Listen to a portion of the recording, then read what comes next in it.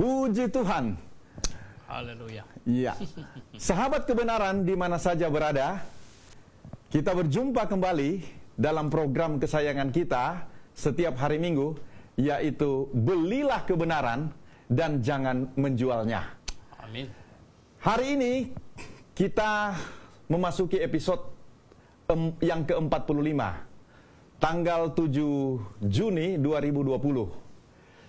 Hari ini kita akan mendengarkan satu paparan, satu penjelasan atau topik yang sangat menarik.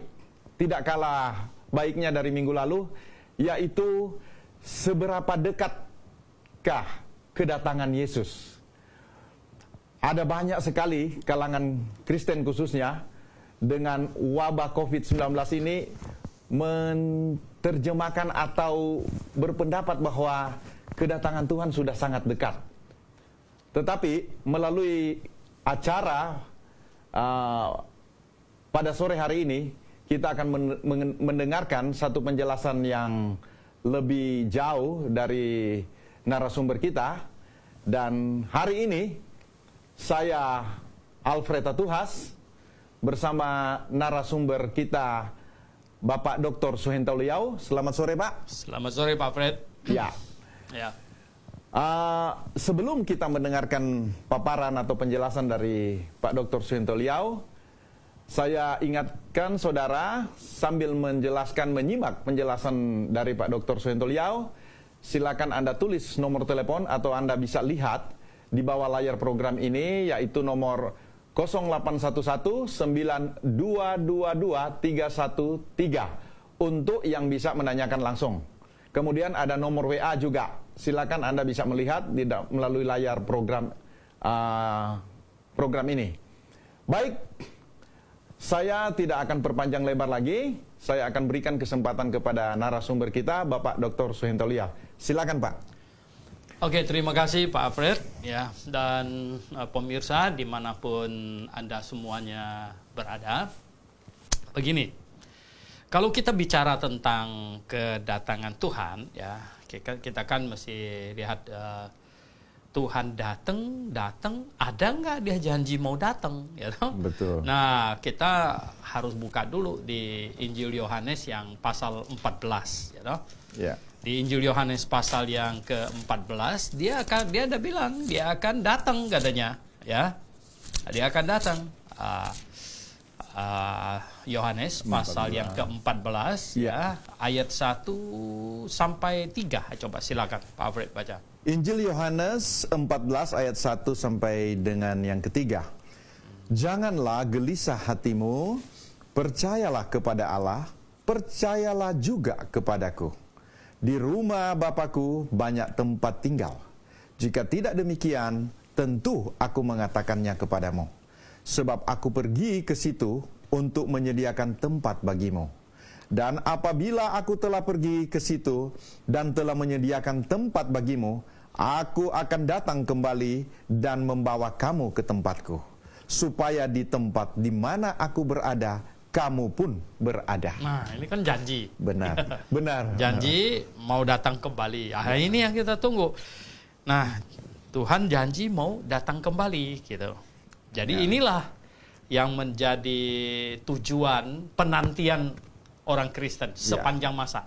Baik. Bahwa Tuhan janji mau datang kembali jemput kita.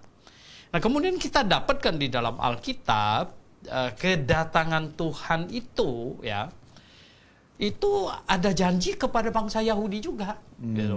Nah, janji kepada bangsa Yahudi ini untuk mendirikan kerajaan Daud kembali. Nah, kalau kita lihat ini yang di Kisah Rasul. Coba kita buka yang di Kisah Para Rasul pasal 1 ya.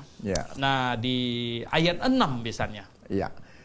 Kisah Para Rasul. No, ini di ini. Ya. Betul ya. Kisah Rasul pasal 6. Ya. Kisah Rasul pasal 1 ayat 6.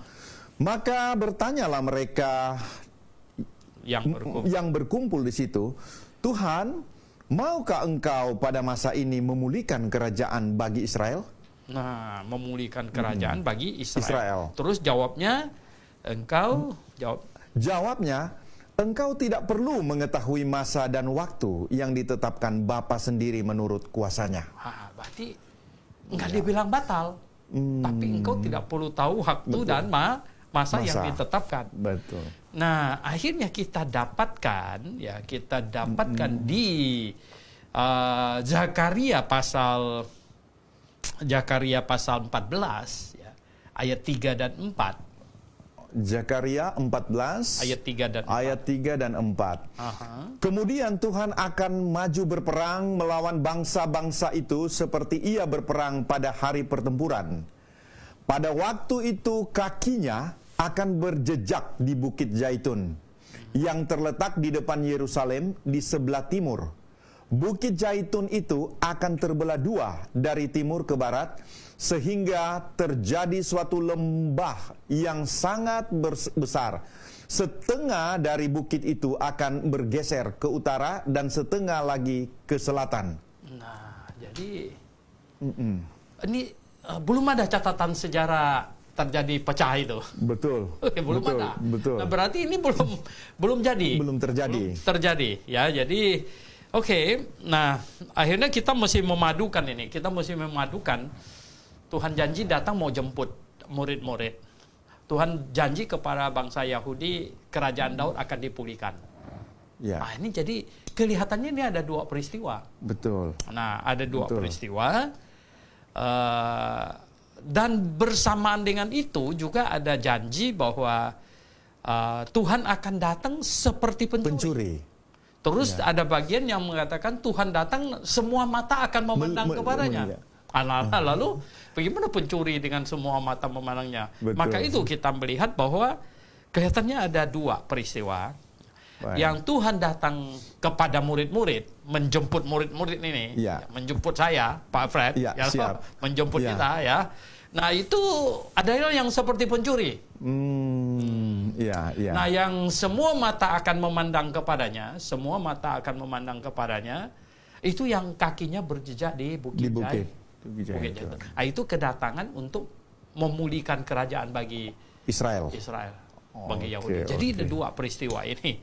Nah, selang waktu dari dua peristiwa itu, di mana kita dapatkan keterangan berapa besar serangan gap antara yang satu dengan yang satu itu di kitab Daniel kita dapatkan ya. Nah, itu di kitab Daniel pasal 9 gitu. Daniel ya. Kitab Daniel ya, pasal yang ke-9 ya. Di ayat yang ke-27 di situ. Daniel 9 ayat 27. Raja itu akan membuat perjanjian itu menjadi berat bagi banyak orang selama 1 kali 7 masa. Ya. Pada pertengahan 7 masa itu, ia akan menghentikan korban sembelihan dan korban santapan. Dan di atas sayap kekejian akan datang yang membinasakan sampai pemusnahan yang telah ditetapkan menimpa yang membinasakan itu. Nah, jadi dinubuatkan di sini adalah satu raja ya yang akan memerintah tidak panjang, cuman 1 kali 7 masa. Nah, ini pemerintahan yang 1 kali 7 masa ini sedemikian bengisnya, sedemikian galaknya, kerasnya, sehingga masa ini dinubuatkan sebagai masa kesengsaraan Yakub. Kesengsaraan Yakub. Jadi ini masa, terutama 3,5 tahun terakhir itu yang sangat kacau sekali. Jadi begini. Nah, akhirnya kita dapatkan gambaran yang lebih utuh, yang lebih benar, yang lebih ini, bahwa Tuhan ada janji mau jemput murid. Yang Yohanes 14. Betul. Ya toh? Tuhan ada janji mau membangun kembali kerajaan Israel. Ya, kerajaan Daud. Oke, jadi ini dua peristiwa. Betul. Nah, dua peristiwa di selangin waktu berapa lama? Kita dapatkan 1 kali 7 masa. Nah, 1 kali 7 masa.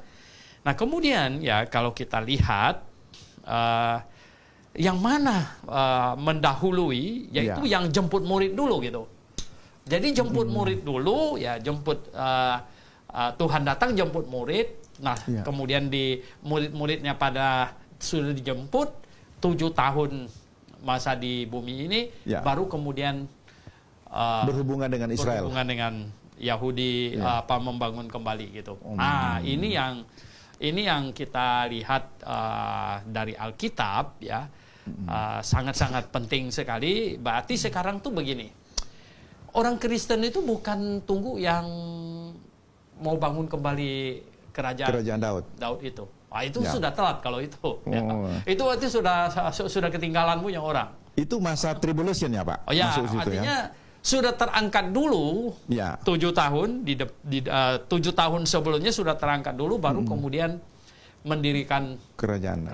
Nah, kalau mendirikan kerajaan, tadi di dalam Zakaria kan dikatakan Tuhan akan Ya, berperang. betul. Ya. Nah, kalau kita cocokkan lagi di Wahyu pasal 16, ya, itu akan ada terjadi yang disebut dengan, ya, terkenal sekali karena orang menyebutnya perang Harmagedon. Harmagedon. Ya. Wahyu Pasal 16. 16, ya, di ayat yang ke-16, ya. Wahyu 16 ayat ke-16. Lalu ia mengumpulkan mereka di tempat yang dalam bahasa Ibrani disebut Harmagedon. Har itu bahasa Ibrani bukit. Oh. Magedon itu Magido. Jadi di bukit Magido. Itu dekat Yerusalem di sana. Ya, Jadi ini peperangan. Nah, peperangan ini kan cocok dengan yang Zakaria 14. Ya toh? Nah, Ya, itulah. Kemudian Tuhan akhirnya menghantam mereka, menghantam mereka sehingga bukit Zaitun itu terbelah. Nah, kalau kita lihat di sini dikatakan bahwa semua bangsa akan berkumpul, ya, semua bangsa akan berkumpul untuk melawan bangsa Yahudi. Jadi semua bangsa akan berkumpul untuk hantam Yahudi. Ya. Nah, jadi gini, ya, tanda-tanda pemulihan bangsa Yahudi sebenarnya didahului dengan tanda-tanda kehancuran bangsa Yahudi. Oh.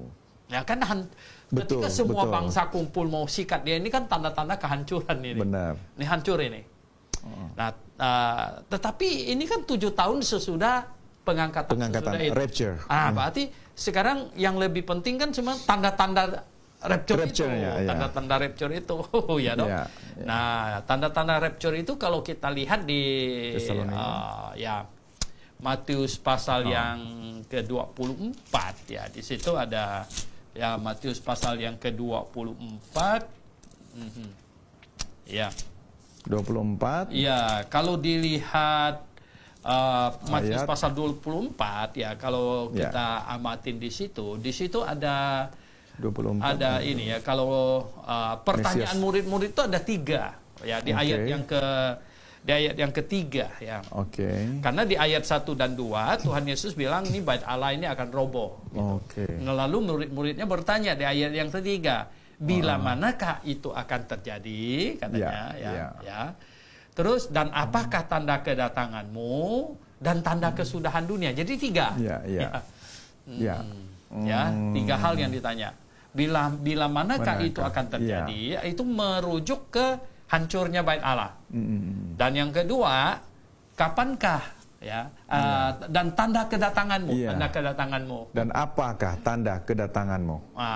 Itu yang kedua. Dan yang ketiga, tanda kesudahan dunia. Sedangkan gini, Tuhan jawabnya agak ini garis besar gitu. Agak garis besar. Nah, ayat yang keempat, ya, dia suruh apa katanya? Waspadalah, kan? Supaya jangan ada orang yang menyesatkan kamu. Terus? Sebab banyak orang akan datang dengan memakai namaku dan berkata, Akulah Mesias. Dan mereka akan menyesatkan banyak orang. Nah, ya. Banyak orang akan datang, ya, dan memakai namaku. Menyesatkan banyak orang. Ini jelas bukan biksu, bukan dari agama lain, tapi ini Kristen datang memakai namaku. Betul. Banyak orang, bukan sedikit, banyak. Ini hubungannya dengan Matius 7 kali Pak, ya, dekat. Ya, betul. Matius 7 ayat 22. Aku Tuhan. Itu. Ya. Jadi ini kelihatannya kedatangan Tuhan, ya, itu didahului oleh kesesatan yang amat dahsyat. Kesesatan yang di dalam kekristenan. Kesesatan yang di dalam kekristenan. Kenapa? Ya karena di sini dibilang pakai namaku. Jadi pakai namaku ini. Jadi kesesatan yang kekristenan. Kan pakai nama Yesus. Benar.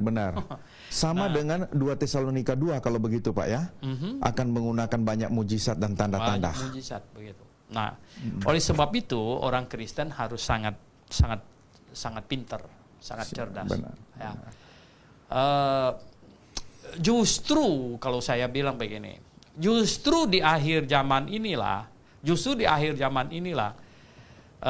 konsentrasi terhadap doktrin itu paling penting. Ya. Mengapa? Karena doktrinlah yang akan dapat men-screening, menyaring ya, mana yang benar-benar yang punya Tuhan, yang mana yang sebenarnya penyesat yang pakai nama Tuhan. Sedikit Pak, kalau tadi memakai nama Tuhan, ini maksudnya apa Pak? Karena ini memakai nama Tuhan, apa kesalahannya memakai nama Tuhan? Nah ini maksudnya. Saya senang dengan satu orang Dr. Vance berkata bahwa jangan kalian berpikir bahwa iblis menentang agama. Dia bilang. Iblis tidak sebodoh itu. Dia lebih pintar. Dia tidak menentang agama.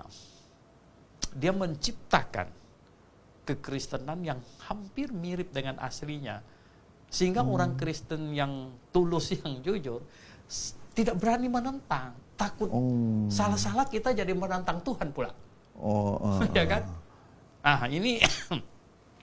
Ini bahaya sekali gitu. Jadi ini kita lihat penyesatan. Seberapa dekat kedatangan Tuhan sesuai dengan kita punya tema. Seberapa banyak kesesatan sekarang ini yang pakai nama Tuhan.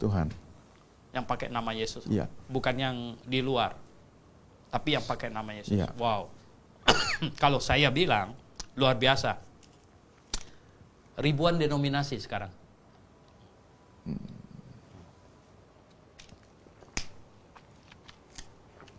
Ribuan denominasi. Bayangkan. Kalau begitu bagaimana mengetahui bahwa gereja yang menggunakan nama Yesus itu sesat, Pak? Ini dia. Ini sangat-sangat maka itu kita mesti gini ya. Harus ada keseriusan, concern terhadap masalah doktrin. Jadi barulah kita ini. Jadi sebenarnya kan Tuhan kasih tahu kriteria. Tuhan kasih tahu kriteria. Seperti di sini lagi katanya. Selain memakai namaku, itu akan berkata gini, akulah Mesias. Akulah Mesias. Akulah Mesias itu maksudnya ini menyebut Pak Fred ini sebelum Mesias the big boss-nya datang, Pak Fred ini Mesias ini. Wah, Pak siapa nih Mesias ini? Evan Mesias ini. Wah, semuanya Mesias itu. Nah, ini penerjemahannya ini kalau lembaga Alkitab Indonesia ini saya lihat kurang konsisten. Konsisten sebenarnya di balik kata Mesias ini Kristus.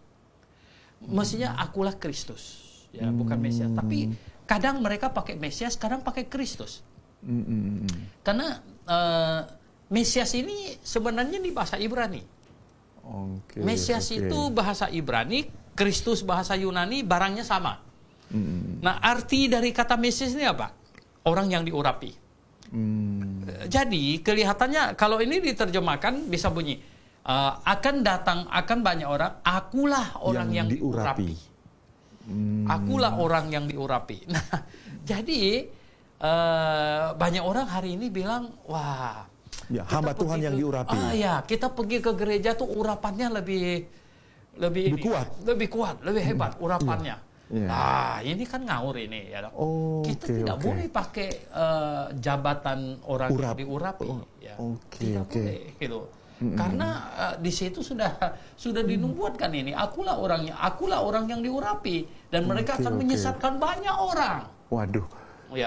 Banyak sekali Pak yang gereja yang menggunakan hampir semua hamba Tuhan yang diurapi. Iya, itu dia. Waduh. Saya bilang, nah seringkali kalau saya diundang khotbah mereka bilang, ini Dr. Suhento Liao hamba Tuhan yang diurapi. Saya bilang, jangan tolong jangan tambah-tambah yang diurapi itu. Karena saya saya ini nggak ada rencana mau jadi Mesias ini. Oh, di situ rupanya Pak ya. Nah, jadi akan datang memakai namaku dan akan berkata, akulah orang yang diurapi. Dialah orang yang diurapi. Jadi saling ini, saling mengatakan yang diurapi. Wah, ini kan ini Alkitab yang ngomong ini, ya, bukan saya. Jadi kamu akan itu akan menyesatkan banyak orang. Yang ini akan menyesatkan banyak orang ini. Mengapa? Karena dia Kristen ini.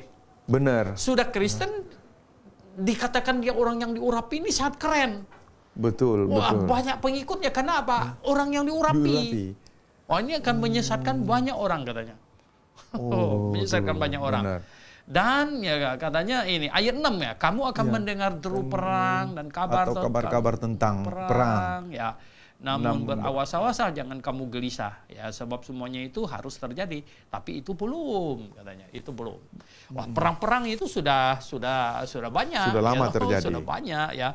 Yang memang dulu-dulu itu kan perang kecil-kecilan. Betul. Ya, antar negara. Yang hebat tuh 2 kali perang dunia. Wah, perang dunia pertama, perang dunia kedua ini kemarin tanggal 6 Juni ini disebut D-Day ini. D-Day di Amerika itu perayaan ini loh. Di dunia ini memperingati. Kemarin itu tanggal 6 itu memperingati tanggal 6 Juni 1944 ya. Itu pendaratan di daratan Eropa itu lebih dari 1 juta pasukan gitu ya. Dan matinya banyak sekali itu ya. Luar biasa waktu mereka menyerang Jerman. Ya. Bayangkan mereka mau mendarat pantai itu, Jerman sudah taruh senjatanya begini. Tinggal dan semuanya tumbang. Waduh ya. Nah, perang dunia ini dengar banyak. Ini 2 kali. 76 tahun yang lalu. Ya. Waktu D-Day itu ya, 76 tahun yang lalu, berarti perang yang paling dahsyat baru lewat belum 1 abad. Betul. Ya. Nah, mendengar deru perang ya. Belum katanya itu belum kesudahan. Ya. Bangsa akan bangkit melawan bangsa ya, dan lawan kerajaan. Gempa bumi ya, akan ada ya kelaparan dan gempa bumi. Oh, gempa bumi nggak usah tanya orang Indonesia, kita udah kenyang sama gempa bumi. Iya, benar Pak. Ya kan? Wah, ini gempa bumi Indonesia ini termasuk the ring of fire ya. Ini cincin api nih. Waduh, gempa bumi ya. Dan berbagai ini ya penderitaan ya. Gempa bumi, bencana alam, efeknya ya kelaparan ya. Kelaparan semuanya itu baru permulaan katanya, start awal ya toh. Nah, itu jadi belum katanya. Yang hebat itu yang ini lagi kan. Pada waktu itu kamu akan diserahkan supaya disiksa orang dan lain sebagainya. Ini akan menuju ke situ. Kemudian yang hebat lagi yang di ayat yang 14, dan Injil Kerajaan ini akan diberitakan di seluruh dunia menjadi kesaksian bagi semua bangsa. Sesudah itu barulah tiba kesudahan. Nah, ini sudah campur dengan apakah kesudahan dunia ini gitu yang tanya ini ya. Tapi kalau kita lihat pemberitaan Injil sekarang ini pemberitaan Injil ini sudah masif ke seluruh dunia belum? Oh iya, sudah. Lebih-lebih hari ini pakai apa? HP ini ya. Ini juga ya. Sekarang ini gara-gara alat telekomunikasi dan medsos ini menyebabkan Injil gampang disebarkan ke seluruh dunia, kesesatan juga juga hebat gitu kan. Menyebarnya banyak sekali gitu. Itulah dia. Nah, sekarang kita tanya ya, seberapa dekat gitu kedatangannya. Ini pertanyaannya. Begini,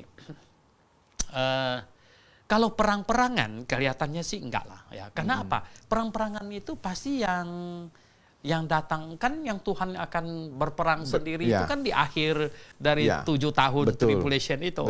Nah, kalau itu kita sudah terlambat, itu berarti sudah terjadi pengangkatan. Nah, kelihatannya yang sebelum perang-perang itu kan antikristus akan berkuasa 7 tahun ya. Antikristus akan berkuasa 7 tahun. Nah, antikristus berkuasa 7 tahun, kita mesti lihat sifatnya ya. Sifat kekuasaannya itu kita bisa lihat di Wahyu pasal 13 ya. Wahyu pasal 13 itu ada Nah itu dahsyat sekali itu ya. Di ayat ini. Wahyu 13 ya, ayat 14 misalnya. Ayat 14, ia menyesatkan mereka yang diam di bumi dengan tanda-tanda yang telah diberikan kepadanya untuk melakukannya di depan mata binatang itu. Dan ia menyuruh mereka yang diam di bumi supaya mereka mendirikan patung untuk menghormati binatang yang luka oleh pedang, namun yang tetap hidup itu. Terus coba. Dan kepadanya diberikan kuasa untuk memberikan nyawa kepada patung binatang itu, sehingga patung binatang itu berbicara juga dan bertindak begitu rupa, sehingga semua orang yang tidak menyembah patung binatang itu dibunuh. Ya, nah ini lihat. Ya. Jadi dipaksa untuk menyembah Patung itu, ya, patung binatang itu. Dan patung binatang itu diberi nyawa loh. Iya, ini hebat nih, diberi nyawa, ya.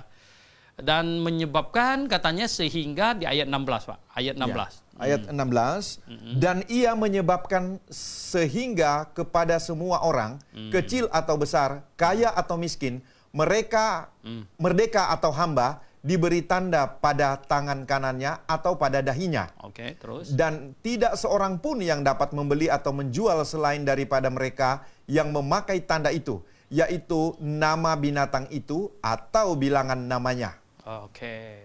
Nah, iya, jadi sifat kekuasaan raja yang disebut di Daniel pasal 9 itu, ya, pada masa 7 tahun itu adalah memaksa semua orang menyembah kepadanya. Oke, itu. Ya, memaksa semua orang menyembah kepadanya. Berarti dia menguasai politik. Ya, baru dia bisa memaksa orang. Betul. Ya. Dia menguasai agama. Ya. Ya, jadi dia menguasai agama, menguasai politik, menguasai agama. Kelihatan dia menguasai ekonomi. Tidak ada orang yang bisa jual atau beli tanpa izin dia.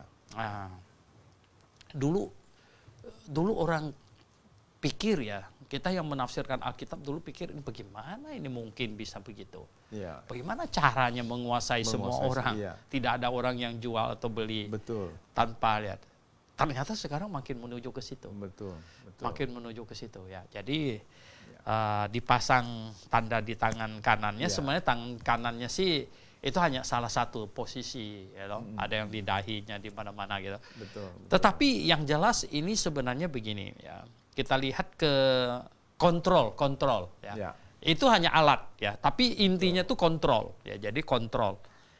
Nah, raja yang berkuasa itu, ya, disebut antikristus kalau di surat Yohanes, disebut antikristus. Ya, anti itu, persoalan anti ini nih. Banyak orang pikir anti itu adalah melawan. Memang melawan, tapi cara melawannya itu adalah menggantikannya. Menyerupai berarti dong? Betul, ya. Jadi dia begini, misalnya yang kala pemilu lawan Pak JKW ini, dia anti. Dia dinaikkan jadi presiden. Jadi dia anti presiden, tapi ini presiden yang mereka akui. Nah, jadi anti Kristus sebenarnya dia datang menjadi Kristus. Menjadi Kristus dengan berkata dialah Kristus yang benar. Mau menggantikan Kristus yang sesungguhnya. Anti Kristus itu. Jadi dia tidak menentang bilang Kristus itu jahat, karena enggak. Karena dia akan bilang sayalah Kristus itu. Jadi gini. Nah, jadi dia akan menguasai. Nah, kita lihat bahwa sebelum dia menguasai semua orang secara politik, ekonomi, dan agama, dia memerlukan infrastruktur. Ya kan?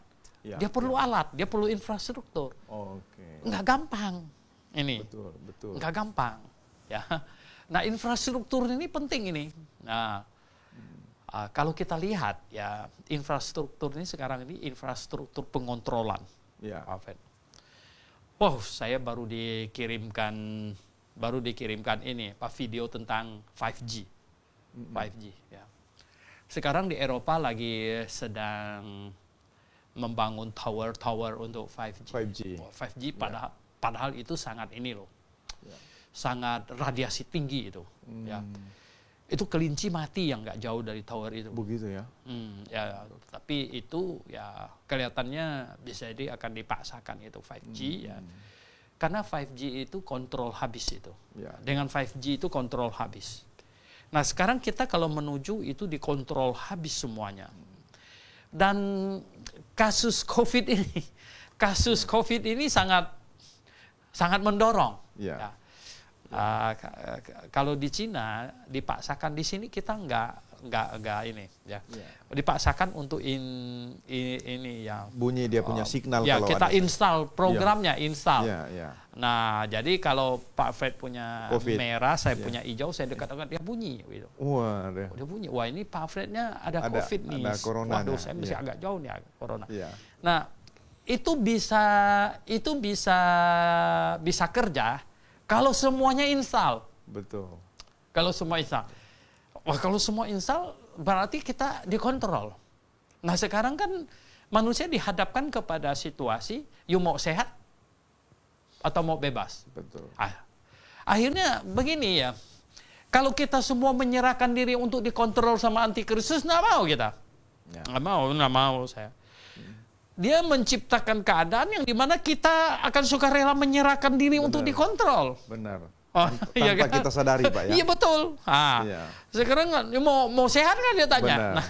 Nah, ini ada teman dia dari Bandung tuh Pak Solihin bilang, wah kita ini sekarang nih jadi repotnya tuh gimana. Apalagi tadi juga barusan saya di TV ya Bapak yang bertanggung jawab untuk penanganan COVID itu bilang hampir 80% yang kena itu tidak tahu dia kena, malah nggak ada simptom apa-apa kan. Malah jadi kita tidak tahu. Nah, sehingga ada satu bapak bilang mestinya pemerintah katanya pakai satu pin gitu, macam begini pin begitu ya enggak. Jadi kalau saya tes negatif bebas COVID, pin bebas COVID kan, ya toh. Pak Alfred pakai juga, dia pakai. Jadi kalau kita ketemu orang yang pakai pin ini kita bilang oke nggak apa-apa kan dia bebas. Gitu. Benar. Kedengarannya bagus. Yang di Cina kan mereka bikin lebih loh. Jadi diinstal, semua orang diinstal. Jadi diinstal dengan demikian saya akan, wah saya dekat, oh bunyi dia, wah ini merah dia. Jadi begitu. Kembali kepada tema kita hari ini, seberapa dekatkah kedatangan Yesus? Ini Bapak melihat bahwa segala hal yang terjadi atau fenomena yang terjadi sekarang termasuk wabah COVID ini adalah latihan ini termasuk untuk bagaimana dikontrol, Pak ya? Ya, ini begini. Kayak koboi ketemu kuda liar jadi digiring masuk ke kandangnya. Ya kan digiring. Mau tidak mau kita akan ke arah di situ. Jadi digiring masuk ke kandang ini, masuk ke sana. Nah, memang ya kelihatannya kayaknya belum, tapi ke arah situ. Jadi kan ketika antikristus berkuasa akan kontrol habis. Nah, jadi maka itulah sebelumnya infrastruktur ini infrastruktur ini orang nggak mau pasang, Pak. Nggak mau pasang dia paksa dengan virus, dengan apa segala macam. Mau tidak mau kau pasang. Betul. Saya kemarin sempat melihat ada hamba Tuhan, bahkan dia mengutip ini Ulangan 28 ayat 22, Pak. Di situ dijelaskan, saya sempat baca bahwa Ulangan 28 ayat 22 itu disebut bahwa ini penyakit ini batuk kering, kemudian ya kalau kita baca itu ada, Pak. Jadi mereka menafsirkan bahwa COVID ini adalah dari seizin memang Tuhan. Seizin Tuhan. Nah, di situ. Jadi saya sempat kaget juga, ada dibaca di situ batuk kering, ada as ini yang naknya. Waduh, saya bilang. Sebenarnya kan wabah penyakit ini sudah banyak kali terjadi. Yang paling berat itu kan 18, 16, 17 itu flu Spanyol disebut itu. Itu matinya banyak sekali. Nah, tapi kan waktu itu belum ada medsos. Belum teknologinya nggak itu, cuman ya wabah dan. Nah, kali ini punya itu sangat mendorong ke ini loh, pengontrolan. Benar. Kali ini punya. Ya oke. Ya orang tanya berapa dekat. Wah, ini sangat tergantung ini ya. Ini infrastruktur pengontrolnya kelihatannya kalau makin menjadi-jadi. Wow, ini sudah dekat sekali gitu. Jadi kalau bisa dikatakan, Pak, infrastruktur pengontrolannya ini semakin kelihatan dan juga masalah penyesatan, Pak ya. Oh ya. ini. Betul, Karena kalau betul. tadi Bapak hubungkan dengan penyesatan, ini juga runutannya ini akan Betul. seberapa dekat ini kedatangan Betul. Tuhan ya. Ya, betul. Ya. Jadi gini, ya, sebenarnya gini, banyak orang hari ini bilang, wah sudah dekat, Benar, gitu. benar. Dan mereka sepertinya mau panik, Tuhan mau datang begitu ya. Ya, Tetapi sebenarnya yang banyak orang lupa itu yang penyesatan itu. Betul. Berarti gini ya, semakin dekat kedatangan Tuhan, kita harus semakin kritis dalam beriman. Semakin kritis ini ya. Apakah kita sudah beriman dengan benar apa tidak? Betul. Apakah nah ini jadi begini, banyak orang itu mereka tobat seperti yang di jalanan-jalanan itu Benar, sembahyang benar. itu tobat Iya. itu ya. Itu masalah hatinya kurang serius. Jadi gini, sebenarnya masalah iman ini ada dua hal. Masalah iman itu ada dua hal, Ya, Pak Fred. Jadi pengajaran yang diimani benar apa tidak? benar.